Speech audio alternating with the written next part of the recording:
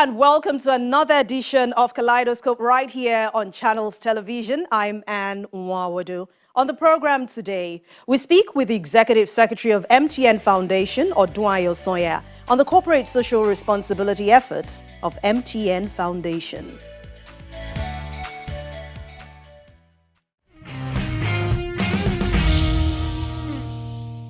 Once again, welcome to the program. MTN Foundation was created to manage corporate social responsibility initiatives for telecoms giant MTN Nigeria Telecommunications PLC, making it one of the first corporates in Nigeria to launch such an initiative. But let's tell you more. Established in 2004, MTN Foundation manages corporate social responsibility initiatives for MTN Nigeria Communications PLC. In May 2005, it was commissioned with a telecommunications giant and committed up to 1% of its profit after tax as its main source of funding for the project. MTN Foundation has invested over 23.7 billion naira in the 36 states of the Federation and the FCT, with a vision to be a leader in corporate social investments initiatives in Nigeria, measured by the impact and sustainability of its projects on its host communities, and a mission to improve the quality of life of people. The organization is determined to contribute its quota to developing the nation. We now hear more from the Executive Secretary of MTN Foundation, Odunayo Soya. The MTN Foundation was incorporated almost 20 years ago. Almost 20 years down the line. How would you describe the activities of the foundation and maybe whatever inspired it? Are you happy with what you have achieved so far? Yes, 20 years, and it seems like it was yesterday. The foundation has continued to be at the center of transforming communities. At MTN, we do believe that giving and receiving are two sides of the same coin, and that we cannot have a successful business, independent of the communities that we operate in. And that is really the belief behind the setup of the MTN Foundation. And over the years, the foundation has continued to contribute to Nigeria's socio-economic development, especially at community level. We've partnered with the 774 local governments in Nigeria through diverse projects, all through the eyes of the supporting the delivery of the Sustainable Development Goals. So we've had projects in education, we've had projects in infrastructure, in the areas of health, and we've just generally taken transformation to the underserved through the projects that we've implemented and we continue to implement. So your question about how I would rate the activities of the foundation, I think we can do more, but really looking back in 20 years, MTN has really done a lot through its foundation. As you may know, I don't know if you're aware, that the foundation is solely funded by MTN to the tune of 1%, up to 1% of MTN Nigeria's profit after tax. And this has been a dedicated commitment. MTN has never failed in funding, making these funds available for upping the value of lives in our communities. So I think it's been rewarding, and I look forward to the next 10, 15, 20 years. All right. So let's talk about a project you just launched. Of all the projects in different sectors, you've talked about health, you've talked about infrastructure and every other thing. There's a Yellow Care initiative. How does it relate to MTN, the MTN Foundation? What inspired it? What is it about? The MTN Yellow Care project, is still falling out from what I said about us believing and knowing that we can only do well when we enable the communities we operate to also do well. And so at MTN, we believe that our success as a business is closely tied to the success of the communities we operate in. And this is what led MTN in 2007 to set up the Yellow Care initiative. Really, what's the Yellow Care initiative? It's a staff volunteerism initiative where, because of what we believe and we stand for as MTN, we felt it was important for our greatest assets, that's our people, to also key into this and be able to impact communities even at our own individual levels beyond the organization. And so that led to the Yellow Care, to the birth of the Yellow Care initiative. And this happens across the whole of MTN Group, both in our operations in Africa and outside Africa. Yes, and for us as a time, it's called 21 Days of Yellow Care because it happens over a period of 21 days. The first 21 days in June, so the 1st to the 21st of June. It's amazing that we practically shut down as a business, and everybody's out there, you know, depending on what the theme for the year is. We're out there in the 36 states of Nigeria and the FCT actually giving back. So in that period, as staff, we are encouraged to, you know, volunteer our resources, be it financial, time, ability to collaborate, our knowledge, and then we go out there and impact people. For this year, you chose the theme Empowering Entrepreneurs to Unlock Growth and Job Creation for Communities. What's the motivation behind this year's theme? So the motivation really is still stemming from COVID. So in 2020 and 2021, we couldn't, the Yellow Care couldn't take place for obvious reasons. And so last year we came back, you know, with everyone fully back to work. And last year the theme was about recovery. It was about recovery for our communities. So went into the communities trying to, you know, give back through projects under Yellow Care that enabled people as communities, as collectives, to recover somewhat and close the gap that COVID had created.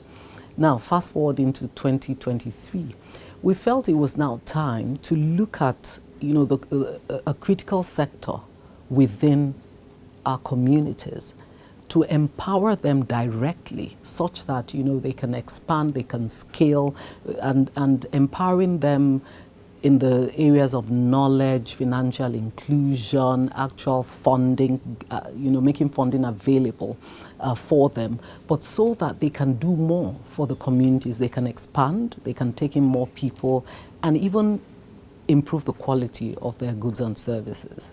So that was really the inspiration behind it. And for us, the MSMEs it was very important to touch them.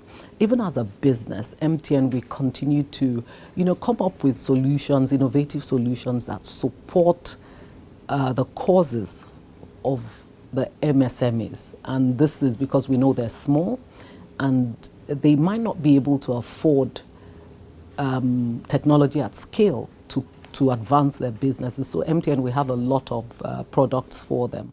Well, let's talk about the SMEs, which you just mentioned. Now, how do you think the growth or their growth of small businesses will impact Nigeria's economy? Well, looking at casting my mind back in 2022, the International Labour Organization, the ILO, had, you know, projected that 48% of Nigeria's GDP will come from the MSMEs. So that means, you know, they are capable of producing the skill that we need to transform as a nation. And a lot will go into it, you know, they need enablers. Technology will enable, government policies will enable. But I think that the ability to focus on them, build their capacity, will in turn, you know, impact their business. They'll be able to create jobs, will have more export or a more export-oriented economy as against the consumerism that we currently are in. And so I think they do really have a huge potential for transforming our economy. So it's been 16 years now. How exciting is it to see MTNers, as you call yourselves, consistently enthusiastic about helping, about giving their services in the Yellow Care activities that you've done over the years? I mean, sometimes their experiences, you maybe have been through, and they just stand out. Yeah, you know, when we go, we always look forward to it. Yes, it's taking us away from work, and the work still has to get done, to be done somehow. But we're always very excited. There's always mega energy around the Yellow Care, and energy from different things. From the fact that, you know, we're going out to make an impact, number one. A lot of us come back with stories and we're transformed. I give you a personal example. Last year, when we went on Yellow Care, I met a baby who not only shared my name, but were born on the same day. I don't know how much of coincidence that could be. But more stories around, you know, people who are making a difference. And so it's always engaging. It's a time for us to, MTN is a big company. We all don't see each other every day. So it's always a good time to also bond with colleagues and relive our dreams, you know, again. Talking about realizing dreams, some persons would love to achieve that are the physically challenged. So I asked about inclusion for those living with disabilities. At MTN, we drive inclusion, and of course, inclusion would naturally mean we're open to people from diverse, with diverse backgrounds, situations, and all of that. So, at the MTN Foundation, we actually have a program. We call it scholarship, the scholarship scheme for the blind. So it's been running now for about 10 years. And what we do is that we give scholarships to young Nigerians who are blind but want to get a tertiary education in a Nigerian public university. And so we support them through their time in school with the scholarships. Even though, yes, they have to have a CGPA because the Scholarship of Excellence, they must have a CGPA of about 3.5 and above. And it's amazing what these guys are doing. Quite a number of them have come out with a first-class degree, and with first-class degrees, and they're doing well. Now, to the Yellow Care, yes, they were a key part. People with disabilities, a key part, focus for us. And so we reached out to about 250 of them. It's a community, people living with disabilities, and we're able to, you know, set them up, also drive financial inclusion using our Momo product. And, you know, we created digital wallets for them, Momo wallets for them of 5,000 naira each, and that, you know, would enable them start to do something. We also went to the stadium. We touched there's a group of there's a collective of people living with disabilities. They play softball, they go for competitions and all of that. So we also visited them and donated some equipment, you know, to them. We're not done just yet. We have more for you when we return in just a moment. Please stay with us.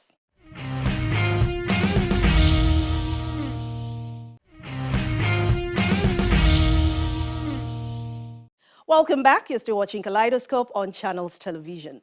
We still have the Executive Secretary of MTN Foundation, Odunayo Sonya. As we turn our attention to the health sector, let's find out how much effort MTN Foundation has put into improving the health sector in Nigeria. I think right from day one at the foundation, it was clear that we couldn't achieve much without really focusing, you know, on the health sector. And I'll speak to, and so we've had numerous health projects. We have a program called the What Can We Do Together program. And what this does is that for this year, we want to equip 40 healthcare centers across Nigeria. We want to remodel, retrofit their building, equip them with medical equipment and consumables, and also a solar-powered borehole each, and also alternative power. So we opened it up to Nigerians to nominate. So you could nominate any community and give us the address of the primary healthcare center. And so we closed the nominations. We got close to about 40,000, and we're moving into shortlist, and then we're going straight into the project. That's one. Over the year since inception, we've worked closely with about 150 primary healthcare centers, equipping, providing consumables across Nigeria. We've also set up at about 2016, we set up mammography centers and hemodialysis centers in different teaching hospitals, and all of this equipped by the MTN Foundation. We do have, we also are not unaware of the need to reach the underserved in our communities, and so we have another program we call the Yellow Doctor. It rides off mobility in terms of trucks, and so we have these trucks that go into the very underserved communities, and we take healthcare to them. So the truck is equipped with a doctor, 2 nurses, a data analyst, and a pharmacist. So MTN fully funds it. They get consultation, they do their testing, they get their statistics card, their medical stats card, and they have it. And then we deal with basic illnesses, but where it's a bit complicated, we refer them to the nearest primary healthcare center or tertiary health provider. We've also partnered with institutions, medical institutions. During COVID, we partnered with NIMA, Institute of Medical Research, and we donated an equipment called the oligosynthesizer that helps them in the production of vaccines. And they've made strides because we're still in touch with them. They've made a lot of strides. So there's quite a lot that the foundation continues to do in the area of health. And a key one, of course, is water. Hygiene is very important. And so we continue to install solar-powered boreholes. I think till date, since the inception of the foundation, we've installed close to about 200 boreholes across Nigeria. And we continue, to do that because for us, water is important. And still something related to health, you just commemorated the World Drug Day in partnership with the NDLEA and, of course, the United Nations Office for Drug and Crime. Can you tell us more about this?